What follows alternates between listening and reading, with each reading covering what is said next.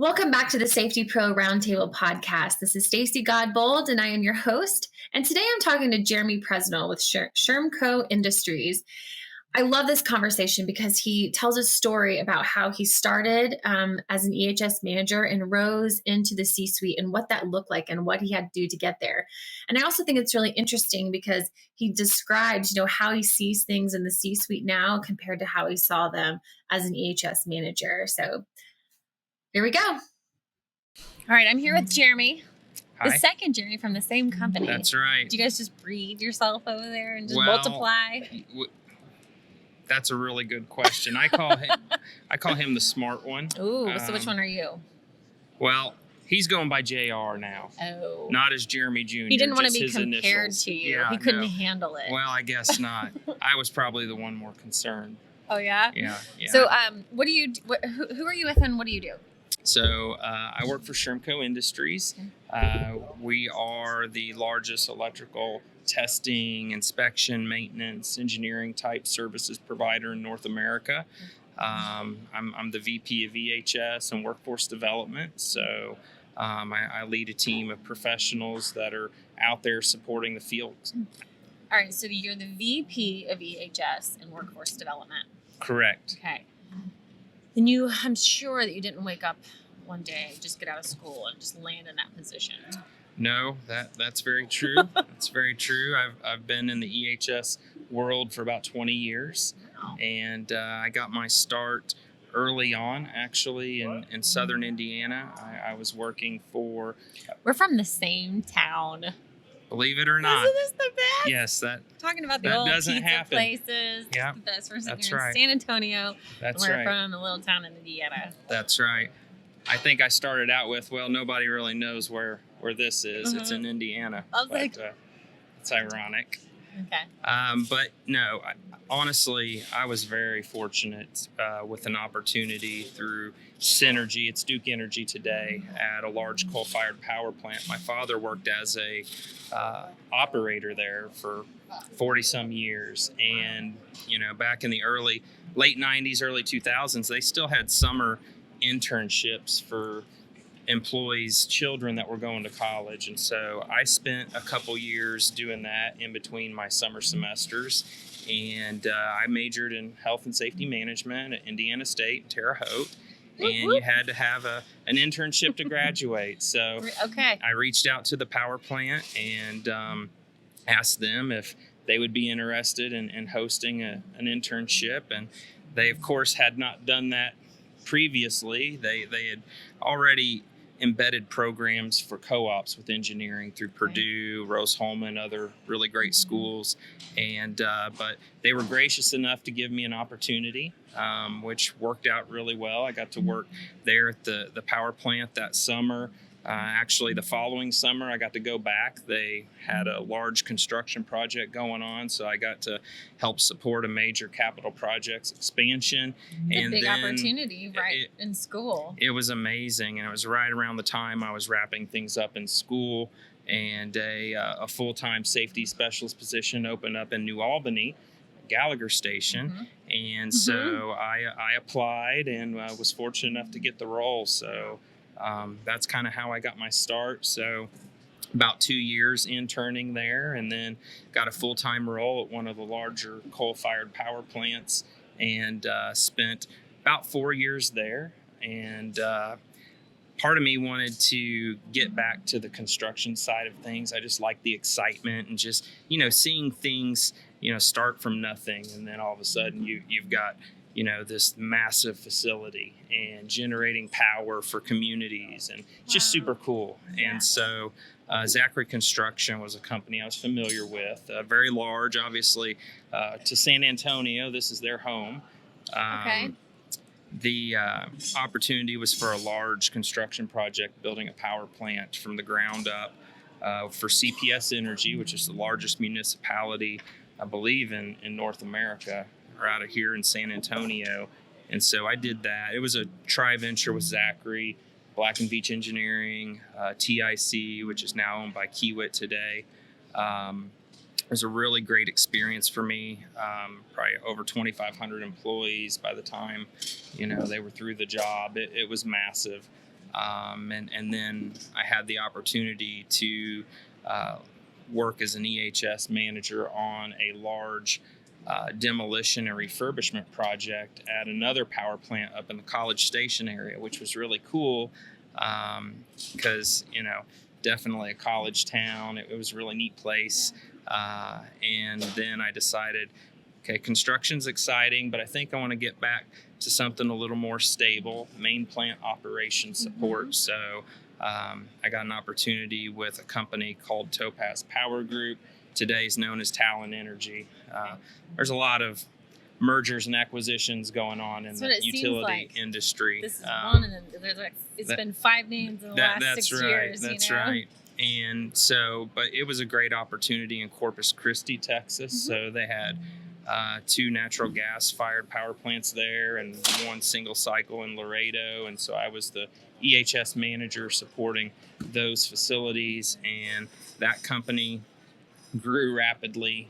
They added 7 facilities in the Northeast, so my responsibilities grew as well to support those assets. And fortunately for me, the safety team grew too, so got to add a few good folks to the team, and I really enjoyed that opportunity. There was a lot of travel. I got to see the Northeast. I'd never been to New York or, to the DC area, Baltimore, just really, really great places. So I was just very, very fortunate with those opportunities. And, the travel got to be a little too much for me personally, and just the age of my kids. So Corpus Christi is home to some very large refineries, so the oil and gas industry is really strong there.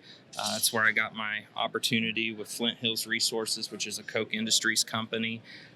So I went to work there. They had 2 refineries and a large shipping terminal, all kind of within 20 minutes of each other. So I didn't have to live out of a suitcase anymore, and had a really, really great experience there, just learning more about process safety management, learning more around industrial hygiene, occupational health. I had some background in it in the utilities, but in the oil and gas industry, you certainly have a lot to learn, I'll just say that. And so I was in that role for about 2.5 years, and I was approached to see if I had interest to move back into a corporate role. And I said yes, as long as I'm not on the road all the time. And that's when they said, well, Georgia Pacific has some opportunities within their business units. And so I accepted a role to support the OSB particle board business units out of Georgia Pacific. So it's where I met Jeremy, the guy you talked to earlier. He was my process safety manager for that business. And we worked together there for a little over 3 years, and definitely just another great learning opportunity for me.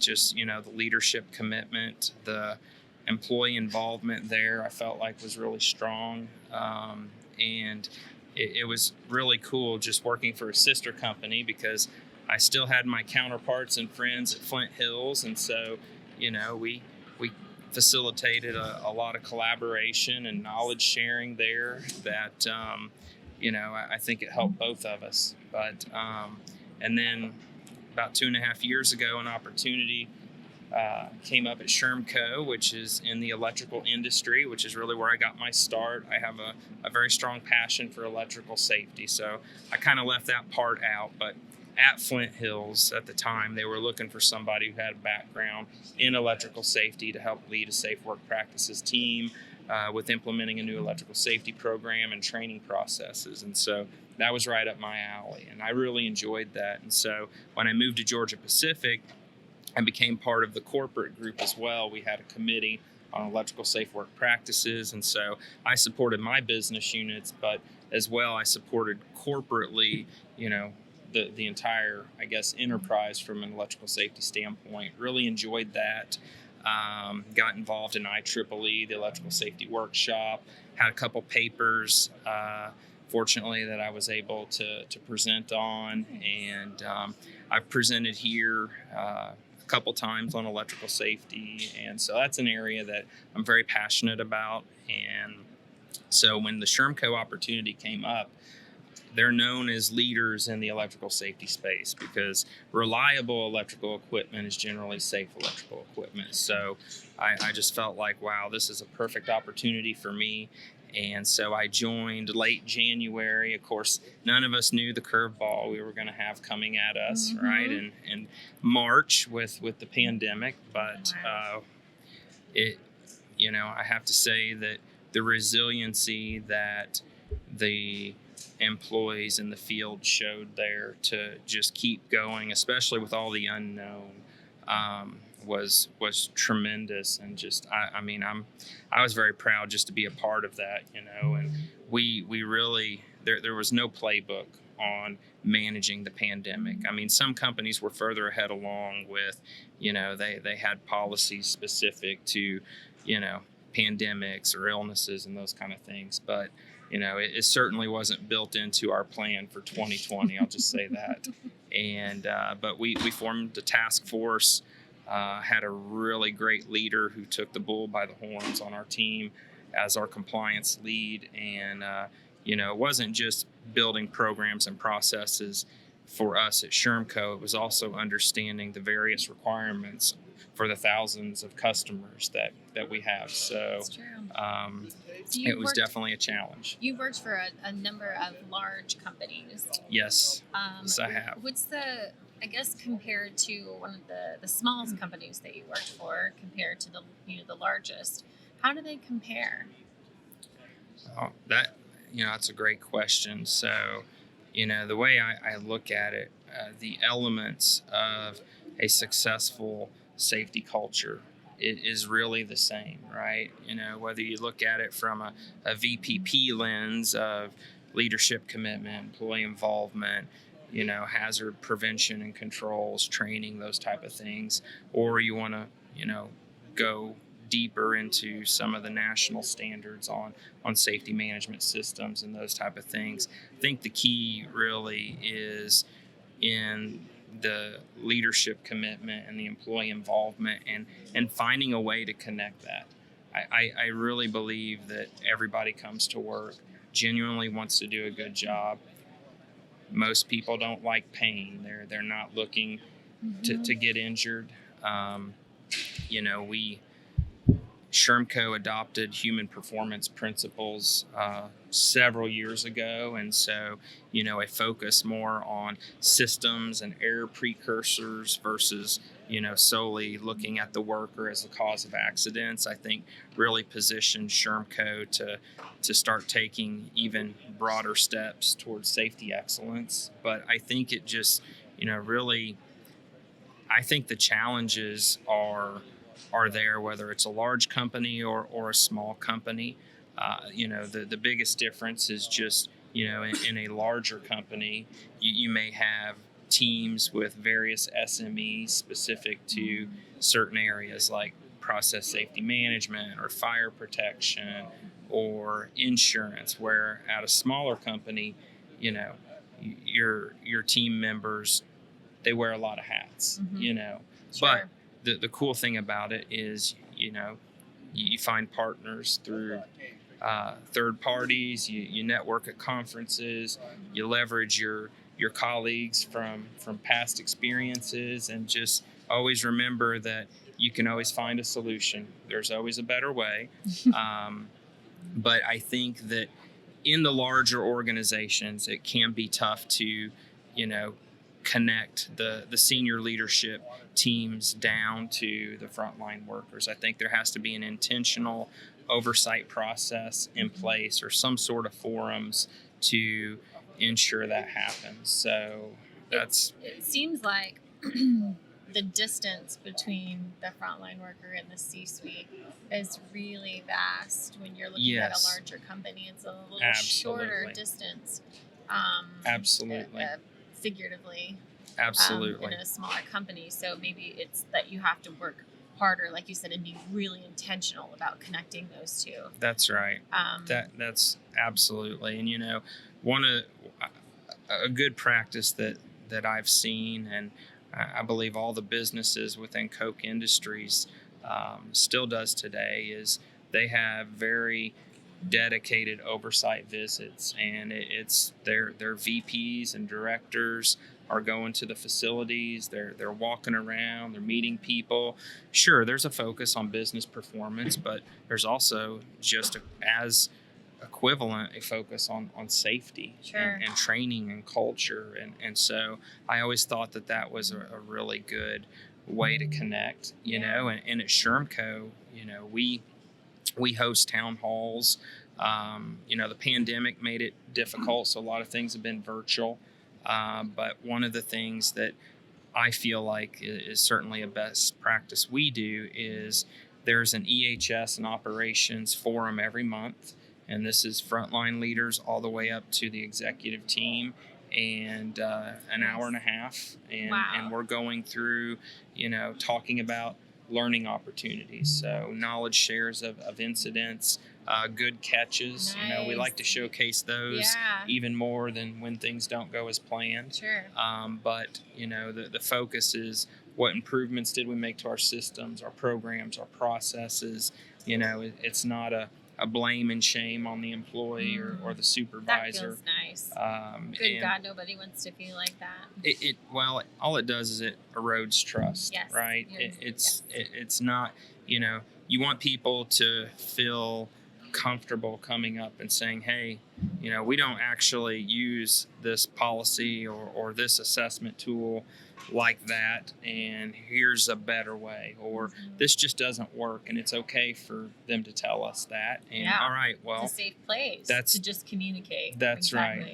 It's not okay to not do anything. We have to do something, but tell us what it is that works best, and we'll work with you to implement it. I mean, I think it's proven that people typically they are much more inclined to follow or use things that they help build and are a part of, right? Yeah. So, absolutely. Taking ownership of it. And our leaders actually are the ones that are facilitating the conversations. And so that's something that I think is a best practice by far, you know, and it doesn't stop there. So the learning opportunities, we call them communicate to eliminate, or good catches, great things, we call communicate to duplicate. Our leaders then take those and share with their front line. And I like communicate to duplicate. Yeah, it's pretty clever. That? Can I take it? You definitely do I have to give you the credit? No, or can I just say not. It was me? No, okay. I wish I could take really credit for it. Somebody on our team came up. That's really with that. good. But thank you for joining us on the Safety Pro Roundtable. This podcast is brought to you by Sospes, bringing you the best software in the industry. If you're ready to learn more about how an EHS software can transform your safety program, your profits, and your entire company, head to www.sospes.com/podcast. That is www.sospes.com/podcast. We'll see you next time on the Safety Pro Roundtable.